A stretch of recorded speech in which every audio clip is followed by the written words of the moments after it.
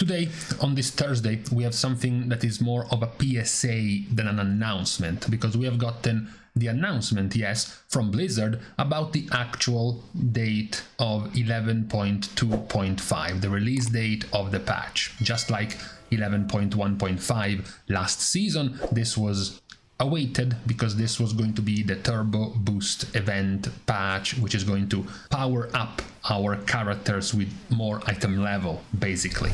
It is worth, of course, pointing out that it is still perfectly in line with our timeline of releases, following the 2-month gap in between patch cycles for the entire expansion. So if this 11.2 patch, this Season 3 patch, came out the 5th of August, then 2 months later should have been early October, the first week of October, depending on where we had our weekly reset. And we have the confirmation that indeed 11.2.5 is coming out on the 7th of October.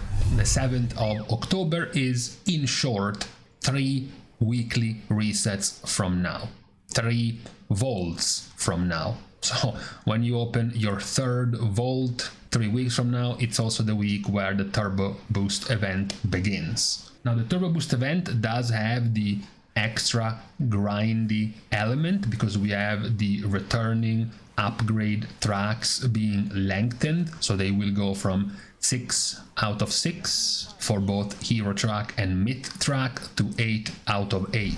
So in our classic seasonal gear spreadsheet, in this one right here, you just add 2 extra tracks to hero track going up to 717, and you add 2 extra tracks to the myth track going to 726 and then up to 729. Also, same will go for the crafted gear. There will be an extra item, the augmentation matrix you can buy for 30 crests, because it's the same as upgrading an item twice, 15 and 15, so the crafted item will be the same crests spent to also increase the item level of your crafted item by 6. So it will go from 720 to 726. Now, we have run this kind of math before last season, and we can do it again. If you assume the moment the Turbo Boost event comes out, you have to spend 30 crests per piece of gear to get the 2 extra upgrades. This season you have the exception of the cloak, because we have the artifact cloak, so we are not really gonna change that one. So without the cloak, we are talking about 420 gilded crests that you will need to upgrade all of your gear. Which, in short, if you're doing, by then you definitely would be doing plus 12 mythic plus keys, awarding you with 20 gilded crests, then this means having to do some 20-ish, in the realm of 20 mythic plus dungeons to be able to get all of the crests you need to fully upgrade your character by 6 item levels. Now, Blizzard made no mention of this particular thing, but we assume it is granted. There is no mention in this one, the original post from Blizzard, there is no mention of the fact that crests will no longer have a cap.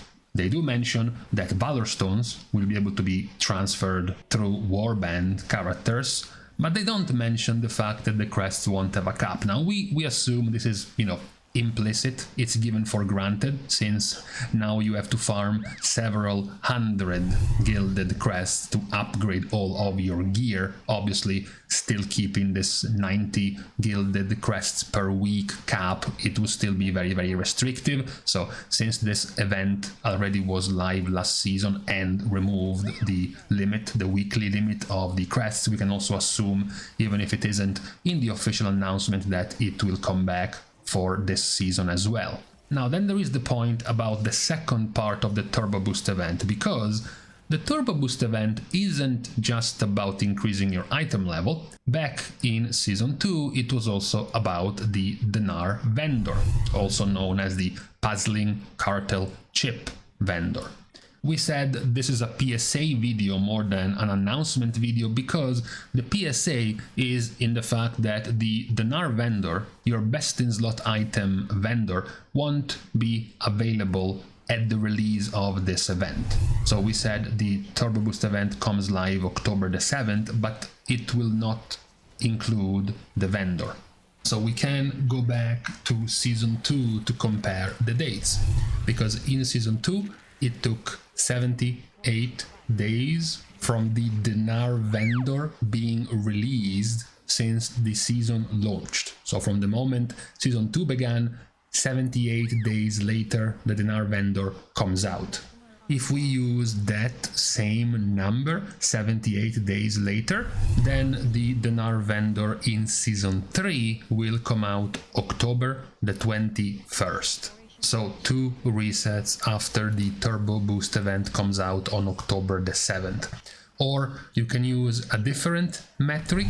The metric you can see here is that between the Turbo Boost event in 11.1.5 and the dinar vendor, it's 3 weeks, from the 22nd of April to the 13th of May. So now it's 3 resets.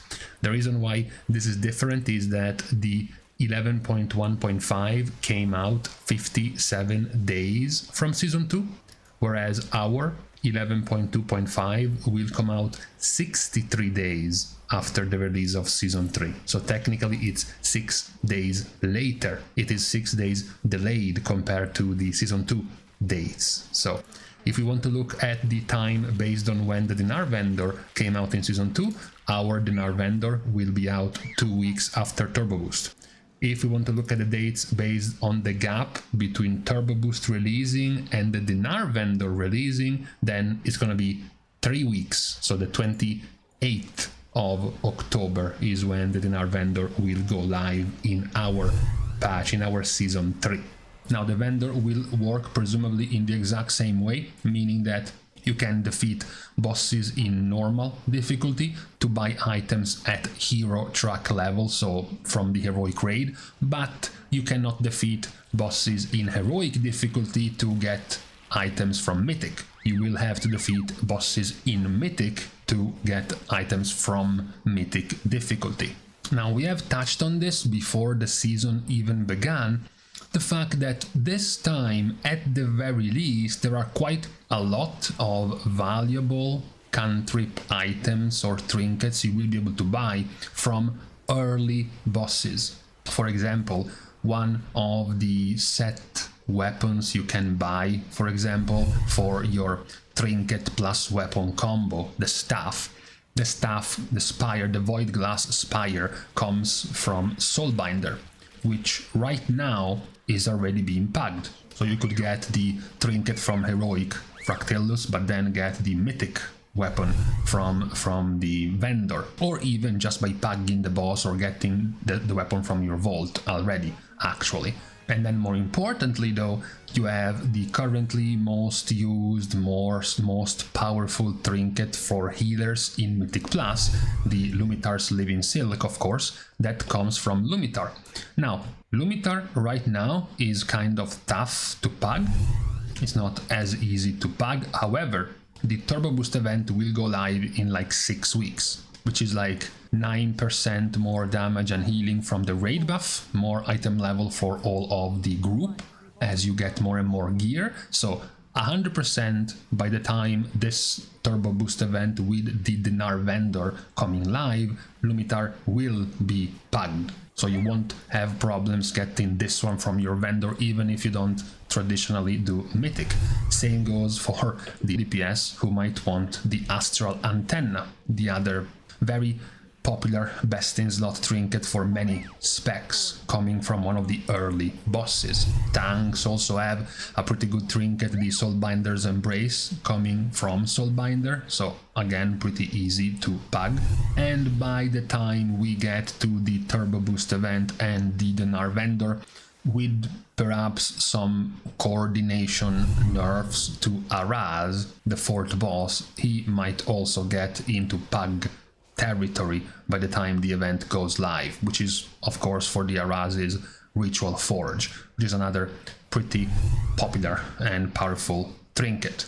So it is pretty good that with the incoming Turbo Boost event with the Dinar Vendor, some of the better, most sought after items are from the early bosses. So even non-mythic raiders, this was the biggest problem of course of the Dinar Vendor, the fact that you had to defeat the boss in that difficulty, so all of the players not going in mythic were barred from many of the more powerful items, especially last season where all of the most powerful trinkets were all at the bottom of the raid. The Magzi, Moxie Jug, the House of Cards, the Eye of Kezan, they were all and in the last 3 bosses. Now instead they are much more paggable. Yes, of course there are still some very good best in slot items much later on, the Unyielding Nether Prism from Fractillus, or of course for tanks the Brand of Ceaseless Ire from the Soul Hunters. These will be harder to get in pags, but at the very least early on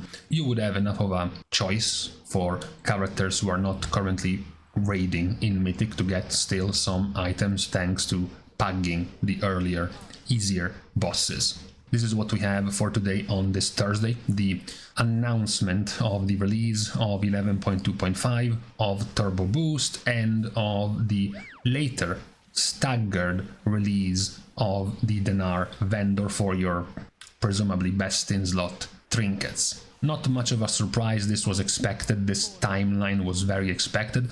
Perhaps the only surprise is for Blizzard to sort of fight itself in competition by releasing Legion Remix in the same week as the Turbo Boost event. Perhaps it would have made much sense to release Remix maybe like 1 week after Turbo Boost, maybe 2 weeks after Turbo Boost, you know, to leave a gap for players rather than releasing both of them at once. But for today though, on this Thursday, we are now done covering Blizzard's announcement of our near future patch. So we are now leaving each other in peace and happiness. Thank you guys of course for watching the video, together with everyone who is supporting completely for free by liking and commenting down below, as well as subscribing to the channel itself. Now with these things out of the way, we can now leave each other. Thank you guys again for watching, see you guys tomorrow, and in the meantime, I hate procrastinating too much, you know. Why did I just spend 4 hours doing nothing?